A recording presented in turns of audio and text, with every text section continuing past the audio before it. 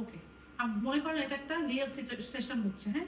আপনি কিছু পারবেন, কিছু পারবেন না। আপনারা খালি দেখেন, আমি মনে করেন আজকে বাচ্চাটার অ্যাসেসমেন্টই করতেছি কথার কথা। এখন আমি এখানে ডিটিটি শিটে কিভাবে লিখবো এটা আমি আপনাদের সাথে দেখাচ্ছি। ওকে, আপু ক্ল্যাপ করো। গুড, তুমি অনেক ভালো ক্ল্যাপ করেছো, বাচ্চা পেরেছে, আমি দিব প্লাস।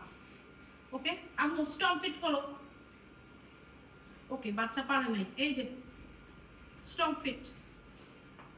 ওকে, ভালো চেষ্টা করেছো, এটা হচ্ছে পি প্লাস, কারণ বাচ্চাকে আমি প্রম দিছি, ইমিটেশনাল প্রম। আম্মু মাথা ধরো। ওকে, রেসপন্স ও উঠাইতেছিলাম, হ্যাঁ সরি। ও আচ্ছা আচ্ছা, পার্শিয়ালি দেন। এখন ধরেন বাচ্চার মাথা ধরোতে পার্শিয়াল গেছে, আমি দেব পিপি প্লাস।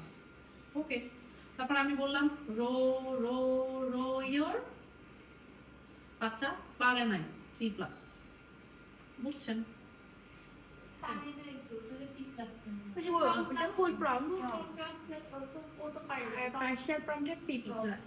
আর যখন নিজে পুরো পারবে তখন দিব প্লাস, ইন্ডিপেন্ডেন্ট। ঠিক আছে?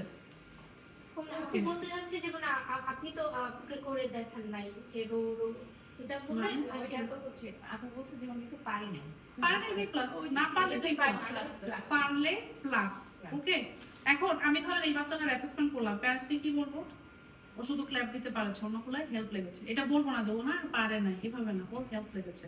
কথার টোন যাতে সুন্দর থাকে, যে আপু ওর ক্ল্যাপ পেরেছে, অন্যগুলোতে ওর হেল্প লেগেছে, এটা এটা করেছি, হেল্প লেগেছে।